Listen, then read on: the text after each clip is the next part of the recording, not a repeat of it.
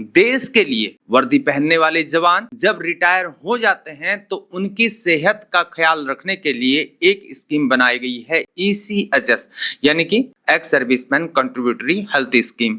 और इस स्कीम के तहत देश भर के हॉस्पिटल इम्पैनल यानी सूचीबद्ध हुआ करते हैं ताकि पूर्व सैनिकों और उनके परिवार को कैशलेस इलाज मिल सके। लेकिन इस स्कीम में एक बड़ी दिक्कत अब सामने आ रही है और वो है पैसों का अटकना। लोकसभा में रूल 377 के तहत ये मुद्दा उठाया गया है कि जो अस्पताल ECHS के तहत इलाज देते हैं उन्हें उनका पेमेंट यानी कि रीइंबर्समेंट मिलने में बहुत देरी हो जाती है।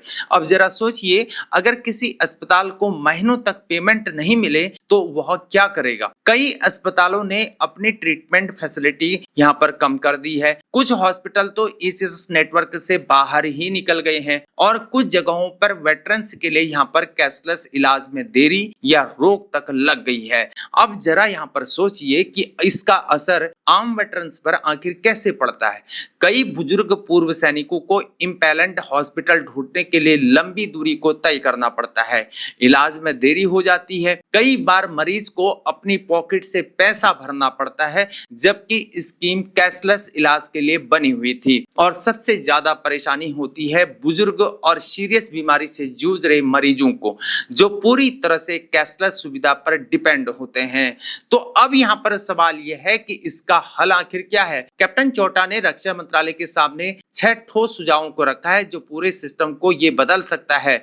उन्होंने पहला सुझाव दिया है कि टाइम बाउंड क्लेम सेटलमेंट होना चाहिए, यानी क्लेम की हर स्टेज के लिए एक तय समय सीमा होनी चाहिए, चाहे वो शुरुआती वेरिफिकेशन हो, मेडिकल ऑडिट हो, ऑब्जेक्शन की प्रक्रिया हो, अस्पताल का जवाब हो, फाइनल अप्रूवल हो या आखिर में पेमेंट को रिलीज होना हो। हर स्टेप का एक डेडलाइन तय हो ताकि पेमेंट बिना वजह अटके नहीं। दूसरा सुझाव उन्होंने दिया, बार बार ऑब्जेक्शन यहाँ पर बंद होने चाहिए। अभी होता यह है कि एक ही क्लेम पर अलग अलग स्टेज में कई बार यहाँ पर आपत्तियां लगाई जाती हैं। सांसद जी ने यह कहा कि सारे ऑब्जेक्शन एक ही बार में उठाए जाने चाहिए और एक बार हॉस्पिटल जवाब दे दे तो नए ऑब्जेक्शन यहाँ पर दोबारा नहीं लगेंगे। इससे प्रोसेस काफी फास्ट हो जाएगा। तीसरा सुझाव दिया है, एक ऑनलाइन डैशबोर्ड को बनाया जाए जहां अस्पताल खुद ये देख सके कि उनका क्लेम किस स्टेज पर है, कोई पेंडिंग ऑब्जर्वेशन है या नहीं है, अप्रूवल कहां तक पहुंच गया है और पेमेंट कब तक आने की उम्मीद है। इससे पूरी प्रक्रिया पारदर्शी हो जाएगी। चौथा सुझाव दिया है, रीजनल क्लेम ऑफिसर की नियुक्ति होनी चाहिए, यानी हर क्षेत्र में एक रिस्पॉन्सिबल अधिकारी होना चाहिए जो तय समय सीमा से आगे बढ़ चुके क्लेम्स को निपटाए। इससे जवाबदेही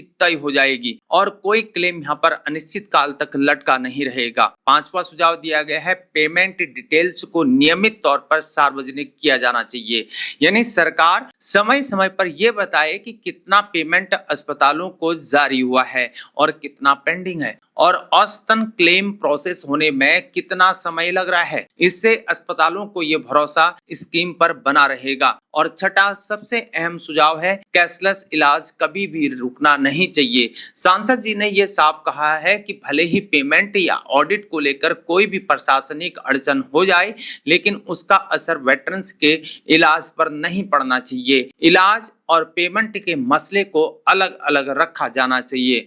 अब आपको बताते हैं कि मंत्रालय ने पहले इस पर क्या जवाब दिया था। रक्षा मंत्रालय ने एक पुराने सवाल के जवाब में यह बताया था कि दक्षिण कन्नौज डिस्ट्रिक्ट में 9 हॉस्पिटल ECHS के तहत सूचीबद्ध हैं। इस डिस्ट्रिक्ट में करीब 5,980 ECHS लाभार्थी हैं, जिनमें उनके परिवार के मेंबर भी शामिल हैं। मांग यहाँ पर बहुत ज्यादा है, लेकिन सिस्टम में देरी उतनी ही बड़ी समस्या बनी हुई है। अब जरा सोचिए, अगर ये सारे सुझाव लागू हो जाते हैं तो क्या फायदा होगा। क्लेम प्रोसेसिंग फास्ट होगी, ज्यादा हॉस्पिटल ECHS नेटवर्क से जुड़े रहेंगे, ट्रांसपेरेंसी बढ़ेगी, वेटरन्स को अपनी पॉकेट से पैसा कम खर्च करना पड़ेगा और सबसे जरूरी वाली बात, देश भर में भरोसेमंद कैशलेस हेल्थ केयर सुविधा मिलती रहेगी क्या। तो मेरे दोस्तों, यह है पूरा मामला। कैसे एक सांसद जी ने संसद में उन पूर्व सैनिकों की आवाज को उठाया है जिन्होंने अपनी जिंदगी देश को दे दी है और अब सिर्फ इतना ये चाहते हैं कि उनका इलाज बिना रुकावट का यहाँ पर मिलता रहे।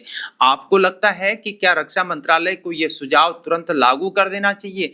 कमेंट सेक्शन में जरूर बताएं। अगर पसंद आई है तो वीडियो को लाइक कीजिए, हमारे चैनल को सब्सक्राइब कीजिए और बेल आइकॉन को दबाना मत भूलिए, घंटी को दबाइए ताकि एक्स सर्विसमैन और डिफेंस से जुड़ी हुई हर जरूरी जानकारी आप तक जरूर पहुंचे।